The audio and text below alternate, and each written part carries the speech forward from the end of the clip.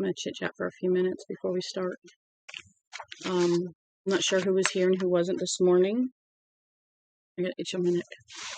Got me a new sweater. It's nice and comfy. It's actually really nice. It was less than $15. I couldn't beat that. Oh, I forgot to put the marbles back. I filled up some new jars with some marbles and sand. And put my little animals up there. I got all these little animals. These are elephants going to my mother-in-law. She loves elephants. And so we're going to send those to her. I'm cleaning up a little bit here and there because I still got sand all over my desk. But I did. I had these little containers and the big one up there. I filled it up with sand, put the rocks on the top. Looks alright. Not too bad.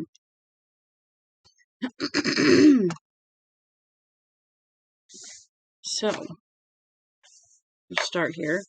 For anybody that didn't get the author's note, actually, hold up. We are going to read Stephen King's Bag of Bones. And I still haven't heard from the agent, so at the moment that's a good sign, I think. I'm just going to keep reading until they tell me not to. I had to take a while off, a couple weeks actually. I did play a game, I colored, but I haven't finished that yet. But I'm feeling a little better. I'd like to get back to reading. It's really nice. I'm actually reading Misery on my off time, so I'm going to read Bag of Bones tonight. The author's note. This is by Stephen King. To some extent, this novel deals with the legal aspects of child custody in the state of Maine. I asked for help in understanding this subject from my friend, Warren Silver, who is a fine attorney.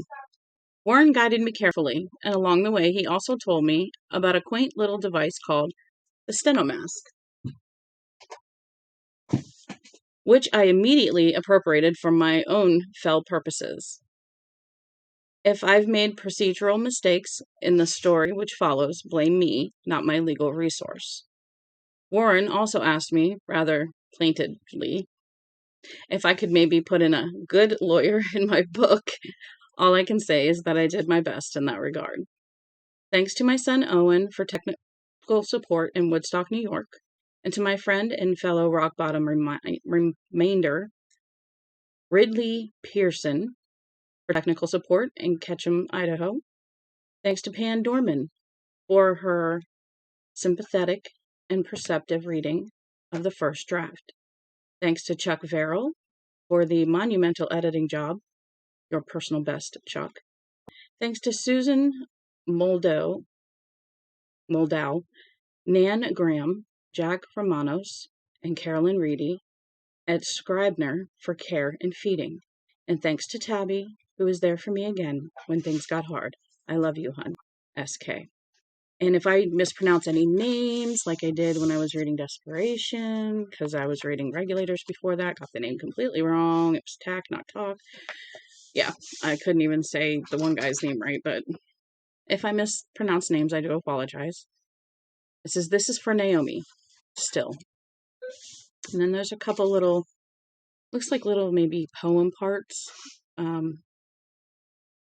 Yes, Bartleby, stay there behind your screen, thought I. I shall persecute you no more. You are harmless and noiseless as any of those chairs. In short, I never feel so private as when I know you are here. Bartleby, by Herman Melville. Last night I dreamt I went to Manderley again. As I stood there, hushed and still, I could swear that the house was not an empty shell, but lived and breathed as it had lived before. Rebecca. Daphne du Maurier. Or Maurier. Maurier. Maurier? I don't know how to say it. Maurier. I don't know how to say it. I do apologize. Mars is Heaven. Ray Bradbury. Hi, this is going to be fun. Yes, I do not clip out any of my mistakes. I do not edit out my mistakes. I literally put it in as I have it. Because when you're reading in your head, you're constantly going through, okay, did I do this right? Did I say this right? I'm just going to say it like this. I'm going to mess up. I'm going to back up. I've done it while I'm reading Misery. I have read something wrong. In my head, I'm going back through. So I don't take out my mistakes. I don't see a reason to. I don't do this for perfection. I don't do this for the hope of, money or anything like that. I do this because I like to read. And it's kind of for me like being in a reading club where I'm doing the reading and people can read with me, they can listen, things like that. It's just fun, is what it is. I like to read. And I started back in the end of June, starting for a read every day in July, and I've been doing it since. So it's really nice. Chapter 1. On a very hot day in August of 1994, my wife told me she was going down to the dairy Rite Aid to pick up a refill on her sinus medicine prescription. This is stuff you can buy over the counter these days, I believe. And I don't know if anybody noticed. There are some parts in here that are from other books. Dairy is one. If you think and you've noticed and you've read the movie, watched the movies or read, that is too funny.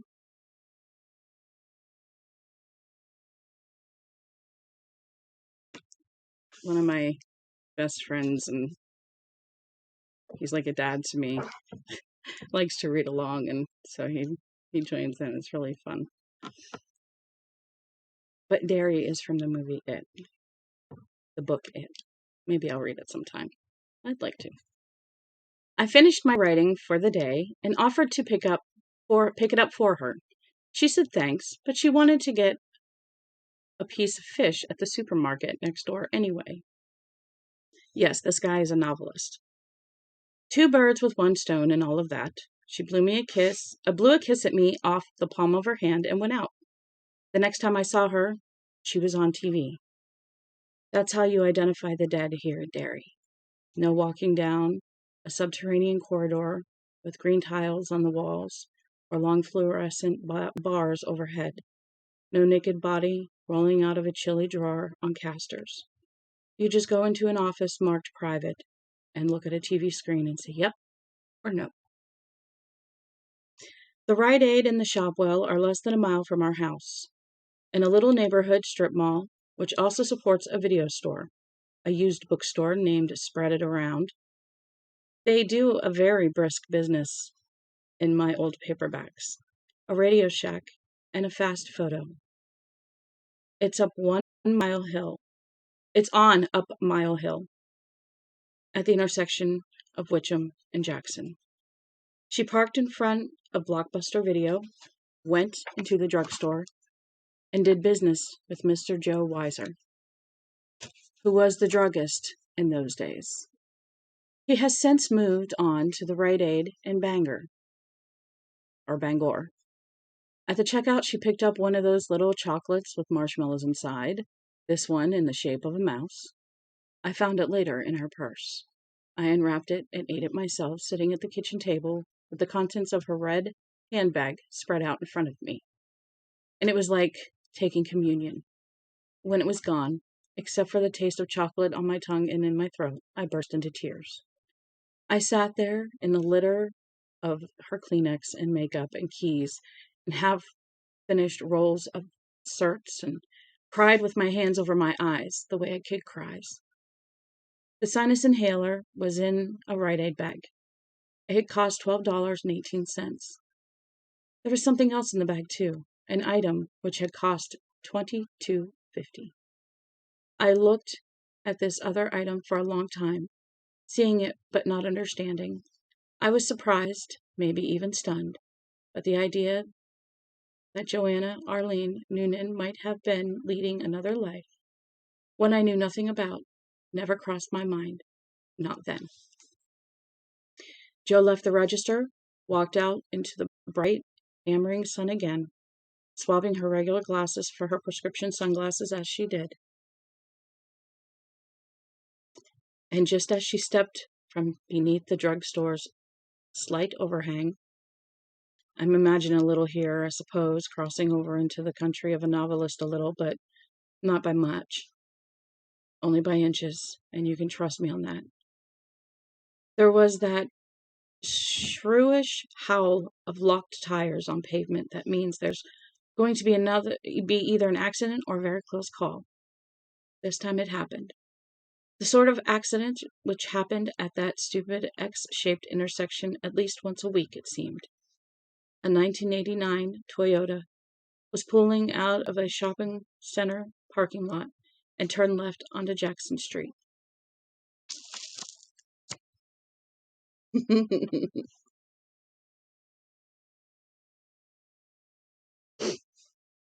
Behind the wheel was Mrs. Esther Easterling of Barrett's Orchards. She was accompanied by her friend, Mrs. Irene Dorsey, also of Barrett's Orchards. She had shopped the video store without finding anything she wanted to rent. Too much violence, Arlene said. Both women were cigarette widows. Esther could hardly have missed the orange public works dump truck coming down the hill, although she denied this to the police, to the newspaper, and to me when I talked to her some 2 months later. I think it likely that she forgot to look. As my own mother, another cigarette widow, used to say, the two most common ailments of the elderly are arthritis and forgetfulness. They can be held responsible for neither. Driving the public works truck was William Fracker, off Old Cape. Mr. Fracker was 38 years old on the day of my wife's death, driving with his shirt off and thinking how badly he wanted a cool shower and a cold beer, not necessarily in that order. He and 3 other men had spent 8 hours putting down asphalt patch out on the Harris Avenue extension near the airport. A hot job on a hot day. And Bill Fracker said, yeah, he might have been going a little too fast, maybe 40 in the 30-mile-an-hour zone. He was eager to get back to the garage, sign off on the truck, and get behind the wheel of his own F-150, which had air conditioning. Also, the dump truck's brakes, while good enough to pass inspection, were a long way from tip-top condition. Fracker hit them as soon as he saw the Toyota pull out in front of him. He hit his horn as well, but it was too late. He heard screaming tires, his own, and Esther's, as she belatedly realized her danger, and saw her face for just a moment. That was the worst part, somehow, he told me as he sat on his porch drinking beers. It was October by then, and although the sun was warm on our faces, we were both wearing sweaters. You know how high up you sit in one of those dump trucks? I nodded. Well, she was looking up to see me, craning up, you'd say, and the sun was full in her face. I could see how old she was. I remember thinking, holy shit, she's going to break like glass if I can't stop. But old people are tough, more often than not. They can surprise you. I mean, look at how it turned out. Both these old biddies still alive and your wife. He stopped then, bright red color dashing into his cheeks, making him look like a boy who had been laughed at in the schoolyard by girls who have noticed his flies unzipped. It was comical, but if I'd smiled, it only would have confused him. Mr. Noonan, I'm sorry. My mouth sort of ran away with me. It's all right, I told him.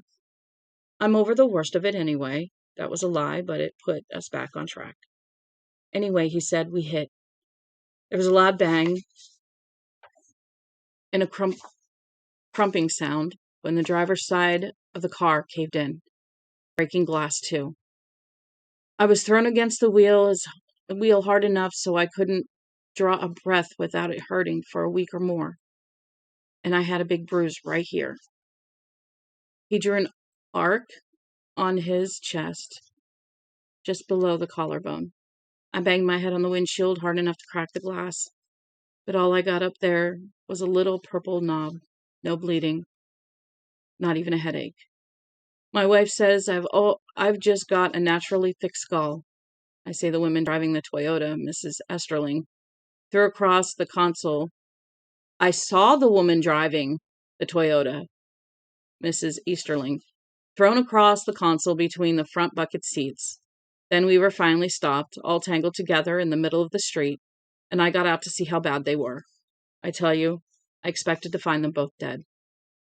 Neither of them was dead. Neither of them was even unconscious, although Mrs. Easterling had 3 broken ribs and a dislocated hip. Mrs. Dorsey, who had been a seat away from the impact, suffered a concussion when she rapped her head on the window. That was all. She was treated and released at home hospital, as the Dairy News always puts it in such cases. My wife, the former Joanna Arlene of Malden, Massachusetts, saw it all from where she stood outside the drugstore, with her purse slung over her shoulder and her prescription bag in one hand. Like Bill Fracker, she must have thought the occupants of the Toyota were either dead or seriously hurt. The sound of the collision had been a hollow, authoritative bang, which rolled through the hot afternoon air, like a bowling ball down an alley. The sound of breaking glass edged it like jagged lace. The 2 vehicles were tangled violently together in the middle of Jackson Street, the dirty orange truck looming over the pale blue import like a bullying parent over a cowering child. Joanna began to sprint across the parking lot toward the street. Others were doing the same all around her. One of them, Mrs. Jill Dunbury, had been window shopping at Radio Shack when the accident occurred. She said she thought she remembered running past Joanna. At least, she was pretty sure she remembered someone in yellow slacks, but she couldn't be sure. By then, Mrs. Easterling was screaming that she was hurt. They were both hurt. Wouldn't somebody help her and her friend Irene? Halfway across the parking lot, near the little cluster of newspaper dispensers, my wife fell down. Her purse strap stayed over her shoulder, but her prescription bag slipped from her hand, and the sinus inhaler slid halfway out. The other items stayed put. No one noticed her lying there by the newspaper dispensers. Everyone was focused on the tangled vehicles, the screaming women, the spreading puddle of water and antifreeze from the public works truck's ruptured radiator. "That's gas," the clerk from Fast Photo shouted to anyone who would listen. "That's gas. Watch out. She don't blow, fellas." I suppose 1 or 2 of the would-be rescuers might have jumped right over her, perhaps thinking she had fainted. To assume such a thing on the day when the temperature was pushing 95 degrees would not have been unreasonable. Roughly 24 people from the shopping center clustered around the accident. Another 46 or so came running over from Stratford Park, where a baseball game had been going on.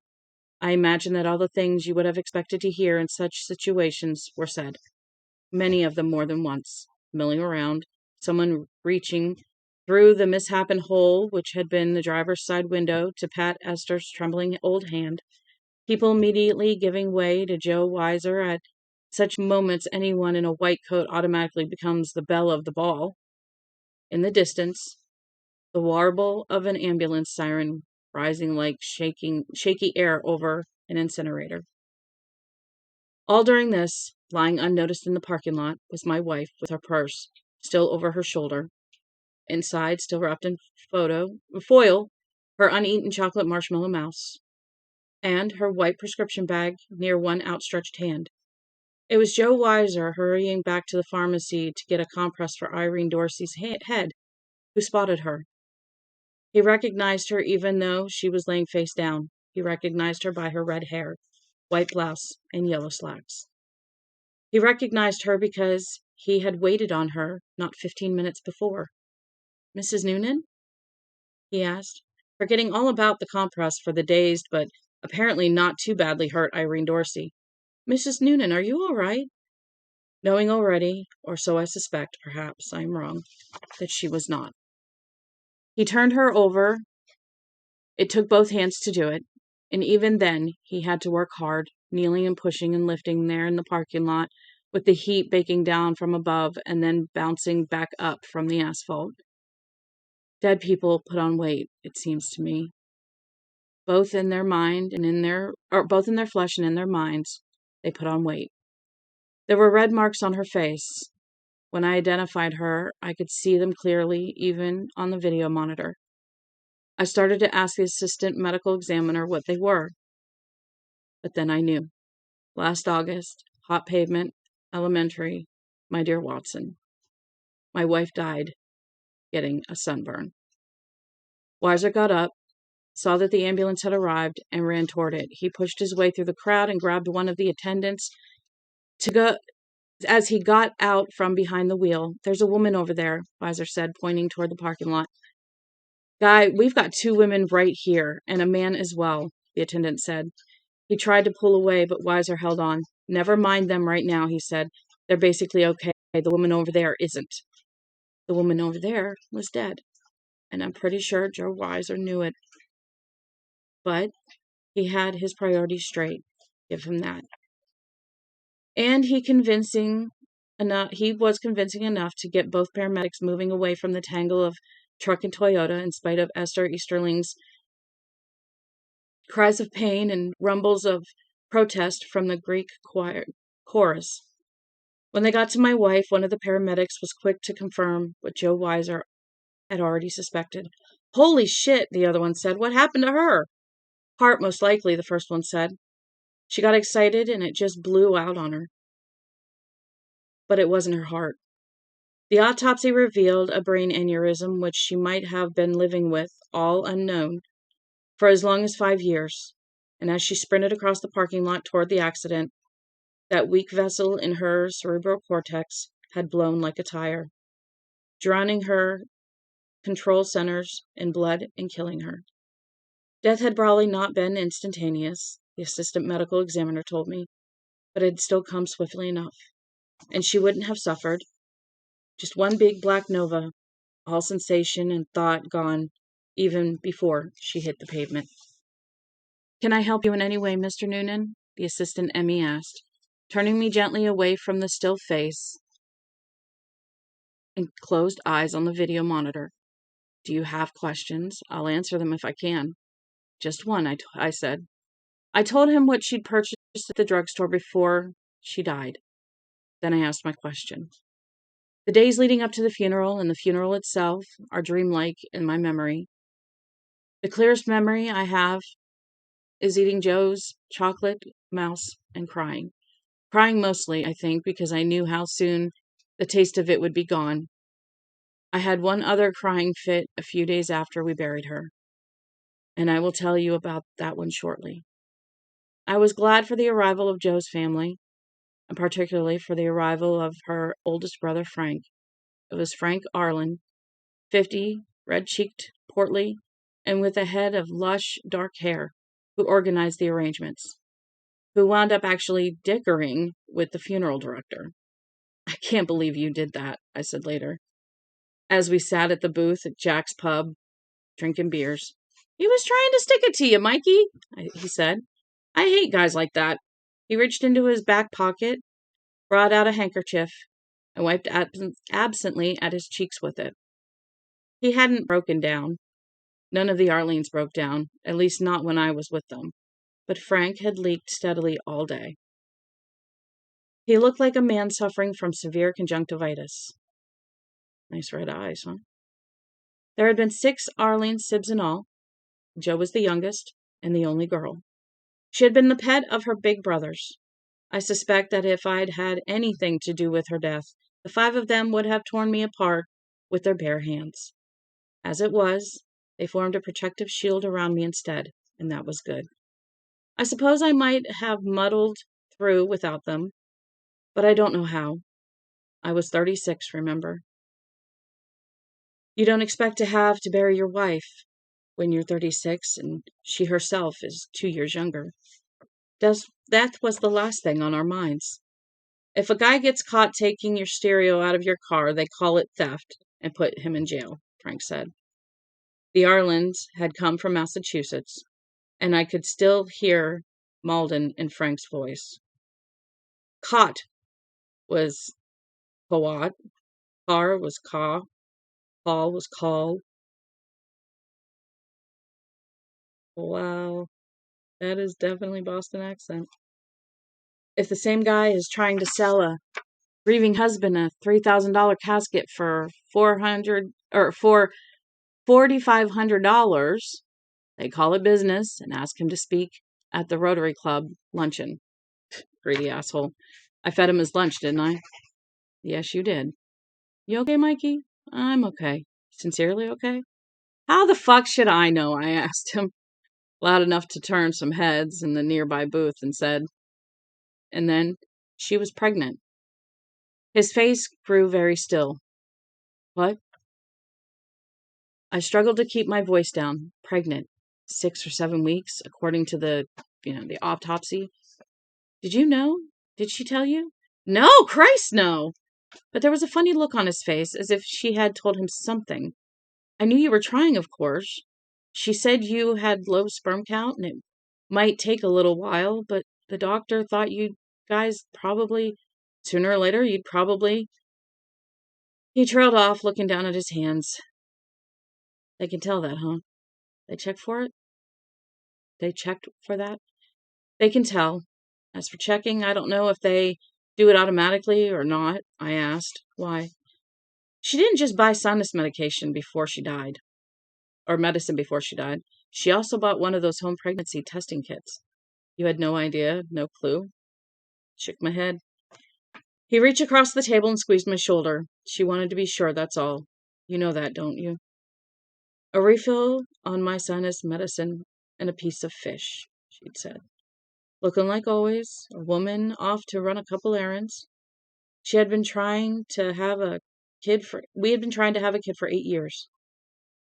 But she had looked just like always. Sure, I said, patting Frank's hand. Sure, big guy, I know. It was the Arlens, led by Frank, who handled Joanna's send-off. As the writer of the family, I was assigned the obituary. My brother came up from Virginia with my mom and my aunt and was allowed to tend the guest book at the viewings. My mother, almost completely gaga at the age of 66, although the doctors refused to call it Alzheimer's, lived in Memphis with her sister, 2 years younger and only slightly less wonky. They were in charge of cutting the cake and the pies at the funeral reception. Everything else was arranged by the Arlens, from the viewing hours to the components of the funeral ceremony. Frank and Victor, the second youngest brother, spoke brief tributes. Joe's dad offered a prayer for his daughter's soul, and at the end, Pete Breedlove,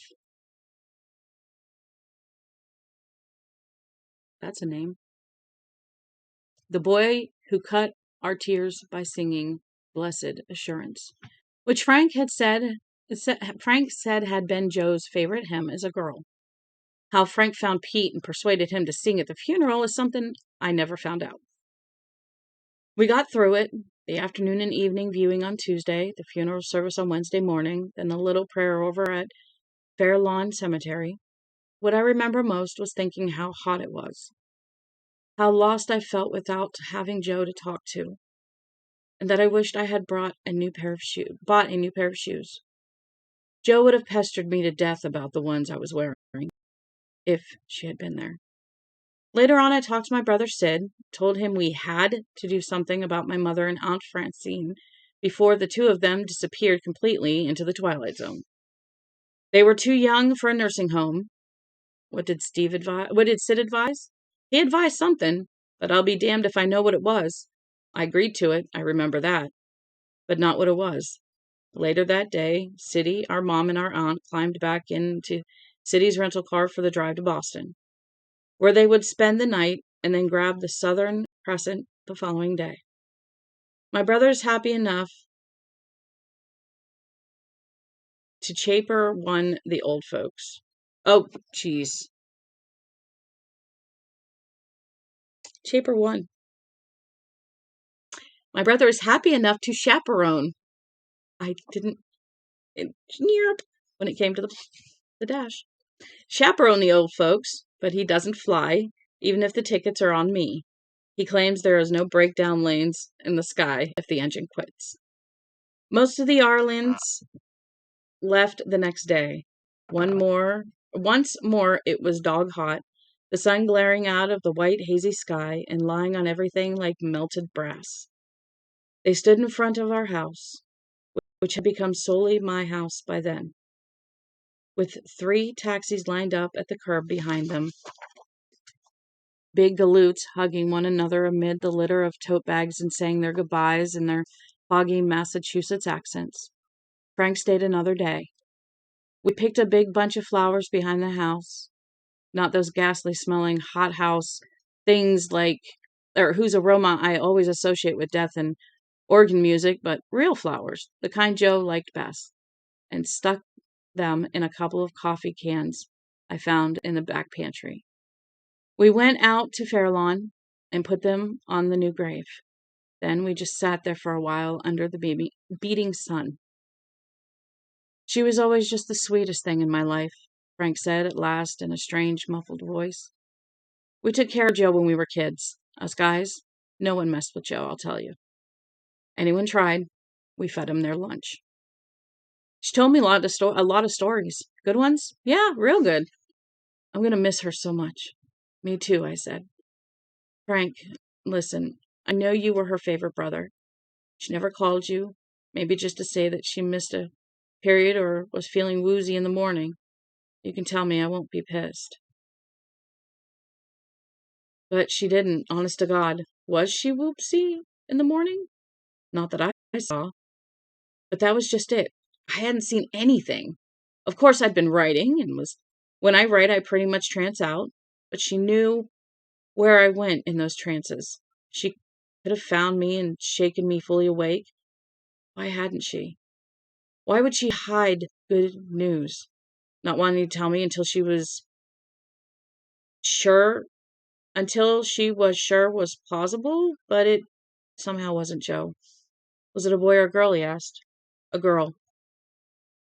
We'd had picked names out in waiting for most of our marriage. A boy would have been Andrew. Our girl would have been Kai Jane Noonan. Frank, divorced 6 years and on his own, had been staying with me. On our way back to the house, he said, I worry about you, Mikey. You haven't got much family to fall back on at a time like this, and what you do have is far away. I'll be all right, I said. He nodded. That's what we say anyway, isn't it? We?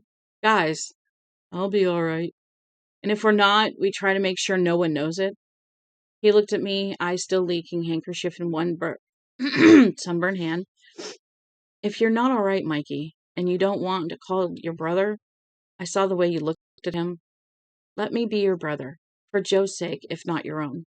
Okay, I said, respecting and appreciating the offer, also knowing I would do no such thing. I don't call people for help. It's not because of the way I was raised, at least I don't think so. It's the way I was made. Joanna once said that if I was drowning at Dark Score Lake, where we have our summer home, I would die silently 50 feet out from the public beach rather than yell for help. Not a question of love or affection. I can give those, and I can take them. I feel pain like anyone else. I need to touch and be touched. If someone asks me, are you all right? I can't answer no. I can't say help me. That sounds familiar. A couple hours later, Frank left for the southern end of the state. When he opened the car door, I touched to see that the taped book he was listening to was one of mine. He hugged me, then surprised me with a kiss on the mouth, a good, hard smack. If you need to talk, call, he said. And if you need to be with someone, just come. I nodded. And be careful. That startled me. The combination of heat and grief had made me feel as if I had been living in a dream for the last few days. But that got me through. But that got through. Careful of what? I don't know, he said. I don't know, Mikey. Then he got into his car. He was so big and it was so little that he looked as if he were wearing it and drove away. That sounds like one of those like 6, 7 feet guys that are inside of a Pinto or an itty bitty car, and drove away. The sun was going down by then. Do you know how the sun looks at the end of a hot day in August? All orange and somehow squashed, as if an invisible hand were pushing down on the top of it, and at any moment it might just pop like an overfilled mosquito and splatter all over the horizon. It was like that. In the east, where it was already dark, thunder was rumbling. But there was no rain that night, only a dark that came down as thick and stifling as a blanket. All the same, I slipped in front of the word processor and wrote for an hour or so. It went pretty well, as I remember, and even when it doesn't, it passes the time. My second crying fit came 3 or 4 days after the funeral.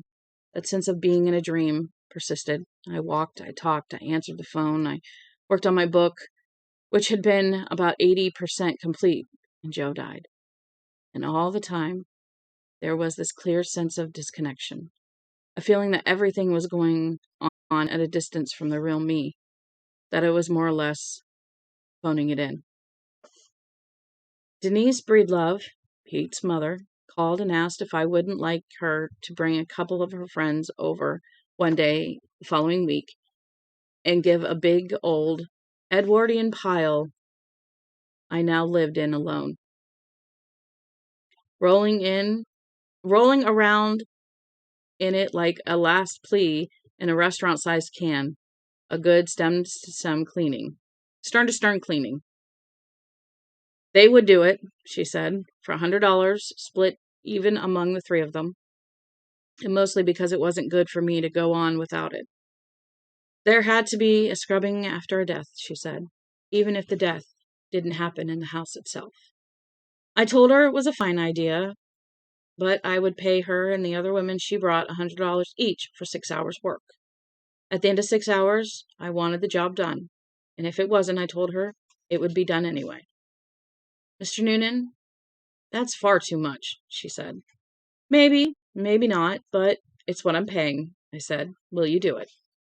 She said she would. Of course she would. Perhaps, predictably, I found myself going through the house on the evening before they came, doing a pre-cleaning inspection. I guess I didn't want the women, 2 of whom would be complete strangers to me, finding anything that would embarrass them or me, a pair of Joanna's silk panties stuffed down behind the couch cushions. Perhaps we are often overcome on the sofa, Michael, she said to me once. Have you noticed? Or beer cans under the love seat on the sun porch, maybe even an unflushed toilet. In truth, I can't tell you any one thing I was looking for. That sense of operating in a dream still held firm control over my mind. The clearest thoughts I had during those days was either about the end of the novel I was writing. A psychotic killer had lured my heroine into a high-rise building and meant to push her off the roof. Or about the narco home pregnancy test Joe had bought on the day she died. Sinus prescription, she had said. Piece of fish for supper, she had said. And her eyes had shown me nothing else. I needed to look at twice. Near the end of my pre-cleaning, I looked under our bed and saw an open paperback on Joe's side. She hadn't been dead long, but few household lands are so dusty as the kingdom of Underbed. And the light gray coating I saw on the book when I brought it out made me think of Joanna's face and hands in her coffin. Joe in the kingdom of underground. Did it get dusty inside her coffin? Surely not, but I pushed the thought away. It pretended to go, but all day long it kept creeping back, like Tolstoy's white bear.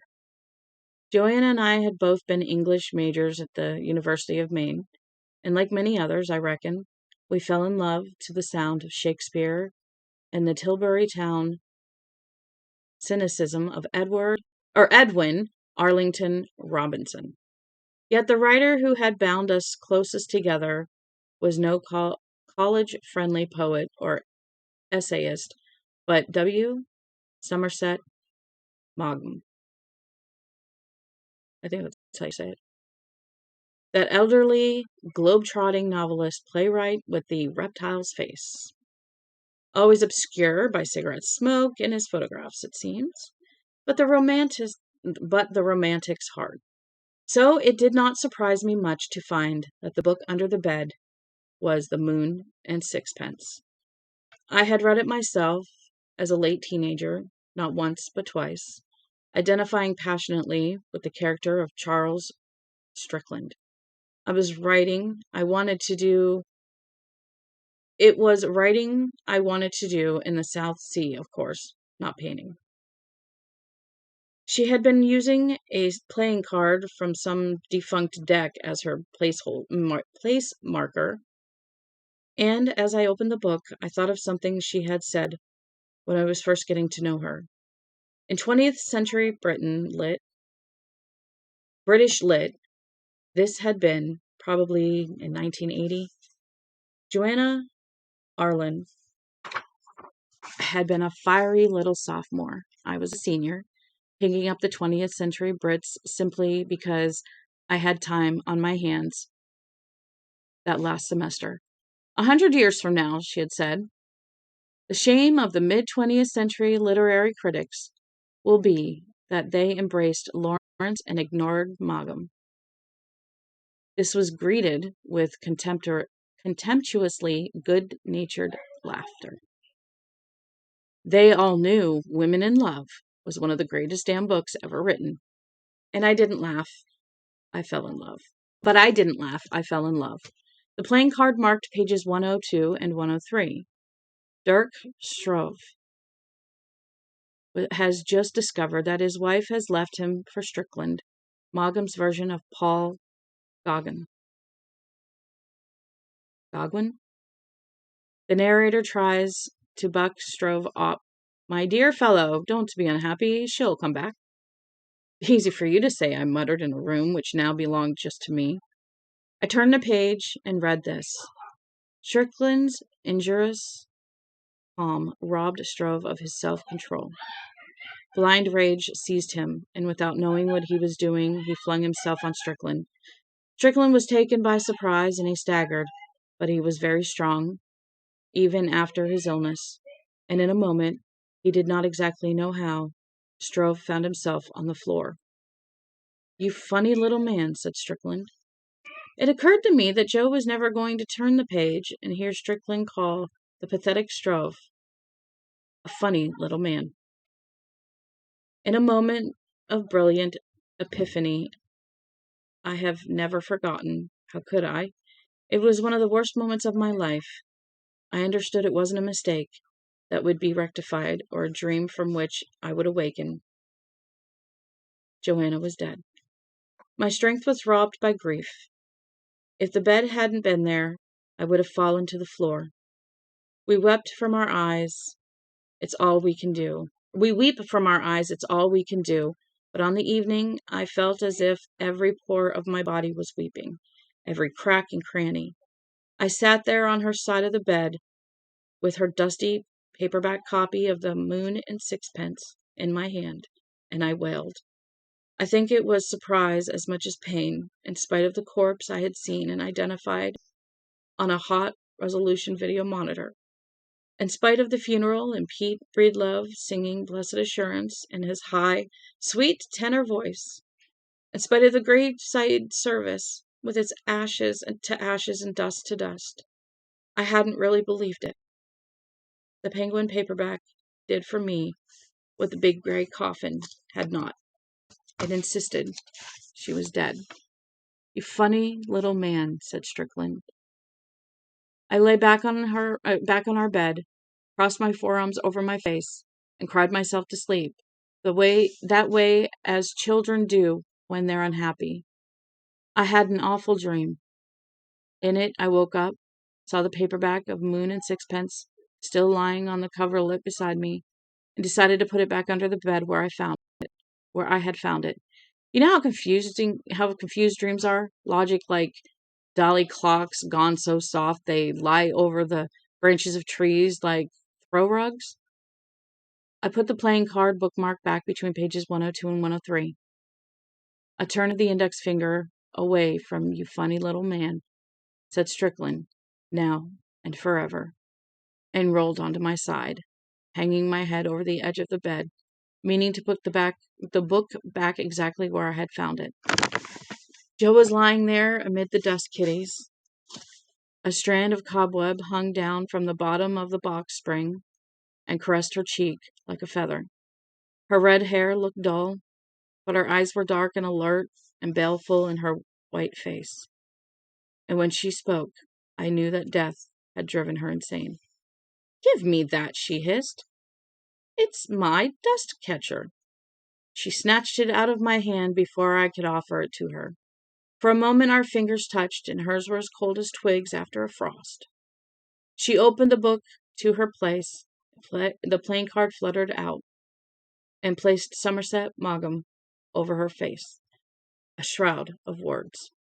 As she crossed her hands on her bosom and lay still, I realized she was wearing the blue dress I had buried her in. She had come out of her grave to hide under our bed.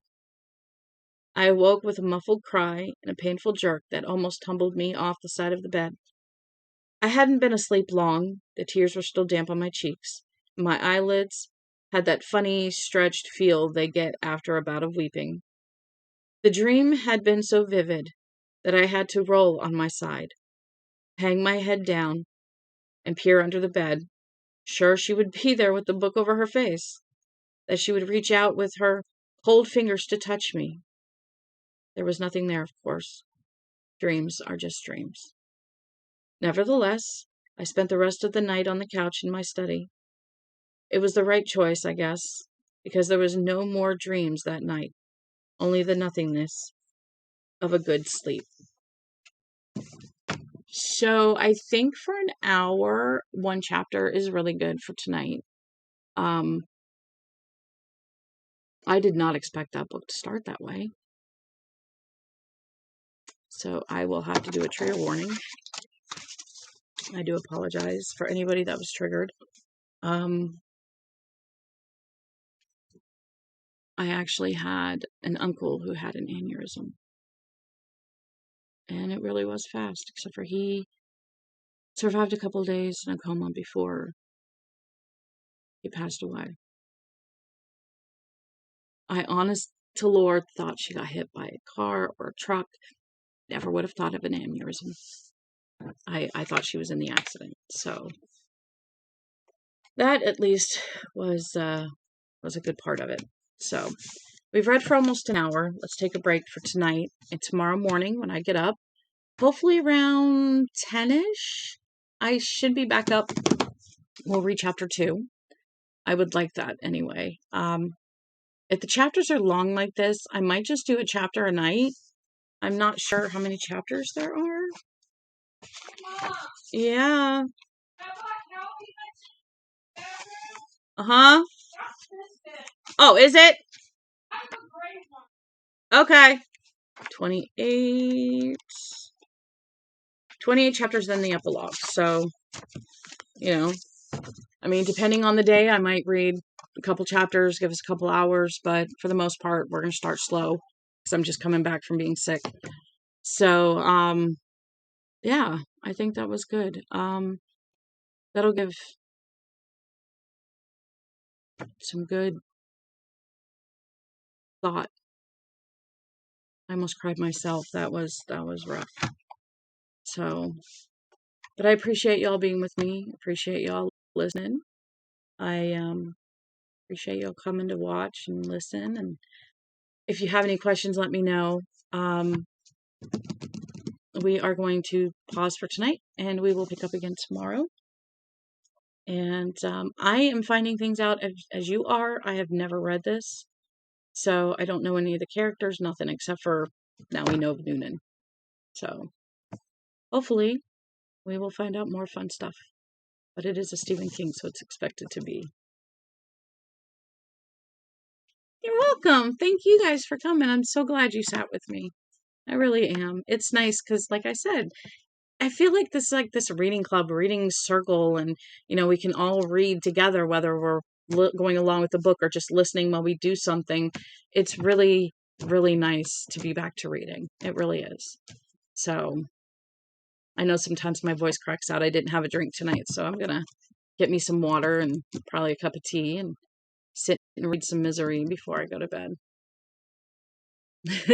I will always let you know when I'm going to do one. And I think I'm going to do like the 10-minute start so that it gives people like 10 minutes to, oh, hey, she's on, um, to be able to catch on. And again, I always leave these up. What I do is tomorrow morning before I get on, I will actually upload this as a highlight, and I take the word highlight off. And that way it stays on permanently. Unless, like I said, I'm asked to remove them all, they're going to stay up permanently. So you guys can always go back and rewatch them. If you miss a stream, you can always go back and catch up on what you missed. So I like the fact that I can keep them up because that way you guys don't miss. And I get about 5-6 chapters in. I think I'm going to start uploading them onto YouTube. That way we have a couple ahead. But I like to get pretty far in before I put them up on YouTube just so I can constantly keep them going. So I'd like to do 2 a day, at least. And depending on how the day is going, depending on how hyper the dogs are, they're quiet, which is never good. I don't know where they're at. I'm hoping one's by the door and one's in there. Because, like, we redid the dining room. Not really redid it, but, like, the baker's rack's over here now. And this morning it was bins. And we moved those bins over because the dogs keep barking out this window. And this is a blanket that's upside down. I just haven't turned over. It's upside down, but it's one of my nice comfy blankets, but it's going to keep it warm in the winter, I think.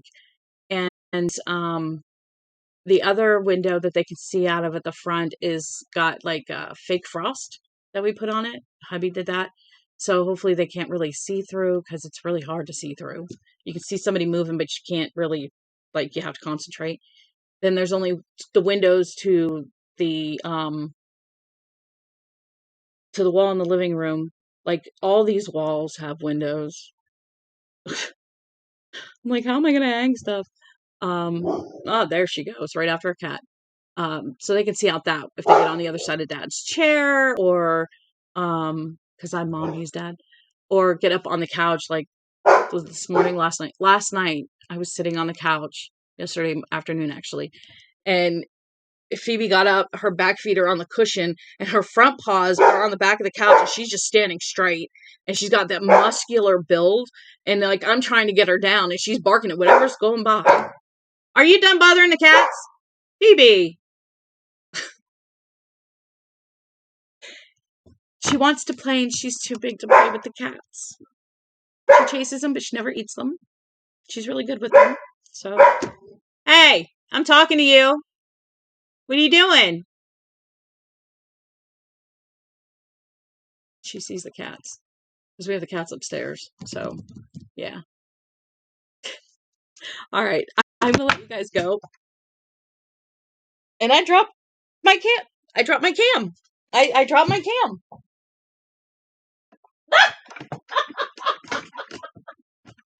Oh, I apologize, you guys. Let's, there